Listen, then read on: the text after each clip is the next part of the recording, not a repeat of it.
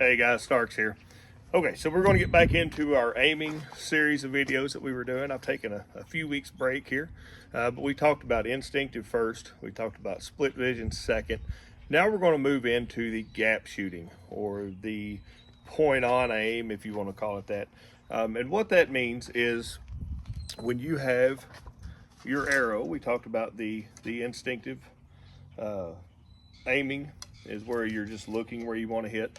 The split vision is looking where you want to hit, but you are taking notice of the arrow point. So you're kind of starting to gap it where it needs to go. And what you'll do then, like I said in that video, is if you're aiming at 20 yards, if that's your point on, you're looking and your arrow tip is really close to 20. And then when you back up to say 30 yards or so, you may know you're still looking here, but you know about where your arrow point needs to be above it. If you're 10 yards, you know that you're looking at where you want to hit, and you may see your arrow point somewhere down here. What we're going to talk about today is what I do, and it is a gap shooting or a point on style. And what that means is when I address the target, I will look at the 10 ring if I'm shooting, or 11 ring if I'm shooting 3D. I'll look at the 10 ring if I'm shooting indoor. And I look at that distance and see how far away I am. I know at 20 yards, when I do my indoor, I know exactly where to aim to hit yellow. And what I mean by that is I will actually have a gap. Now you get into a tuning game there. So on this little encore target here, you can see these rings here. If I'm wanting to hit here at 20 yards, I know that I've got to aim somewhere to the side over here. About a 4-inch gap to the right is usually where I set my arrows at. That can be changed with arrow length, arrow weight. A lot of our traditional shooters that use the gapping method, especially indoors, like to tune their bows and arrows to put on where they want to hit. So at 20 yards, if they're wanting to hit here, that's where they put the point of their arrow at. I don't necessarily do that. I feel more comfortable aiming just off a little bit, maybe over here, gapping just a little bit. It keeps my target panic down.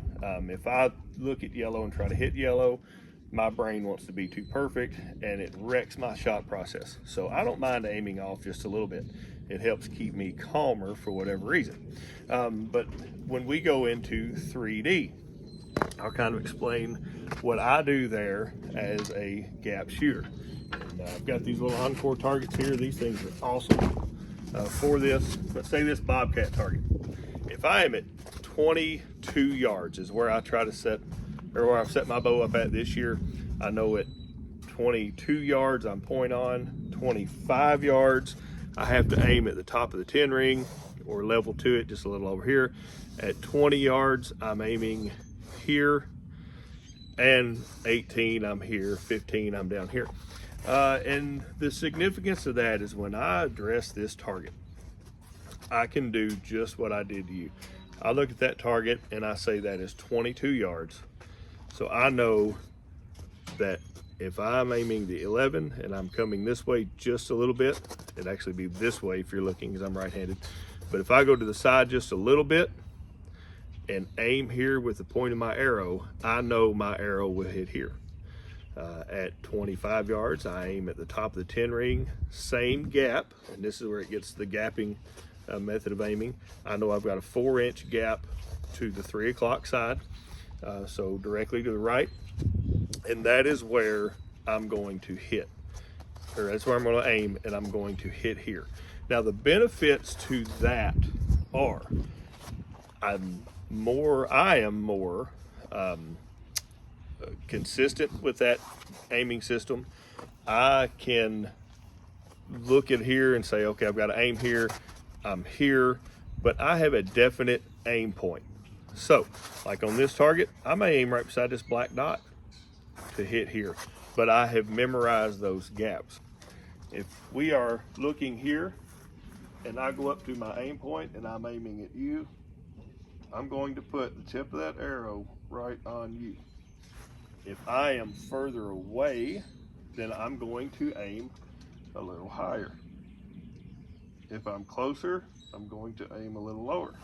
But instead of looking where I'm wanting to hit with this arrow, with the gap system, I am actually looking where I want to aim and relying on that arrow to go here. Doesn't work with everybody. A lot of people like the split vision. A lot of people like the instinctive style shooting. And I've shot with people who do both of those very well. I shoot a lot of indoor, and with indoor, I have found for me that the gap system is much more accurate, it's much more consistent, and it's easier for me to replicate on between shots. So that's why I do it. So, and then when we go into the 3D, I can look at that and I know my gaps, I know my target sizes, and I can say, okay, at 15 yards, I know I've got to aim closer to this spot. So I can aim at that spot and let the arrow go up to there. 18 yards, I'm at the bottom of the belly, 20, I'm bottom 10, 22, 25. That's the gaps I've got set up on my bows. So we're gonna go over and gonna shoot a little bit on these Encore targets. Guys, give these things a try. If you see them online, it's Encore targets.com, ONCORE targets.com. Check them out. Very inexpensive targets. So we're going to go over and shoot some of these using this gapping method, and stay tuned.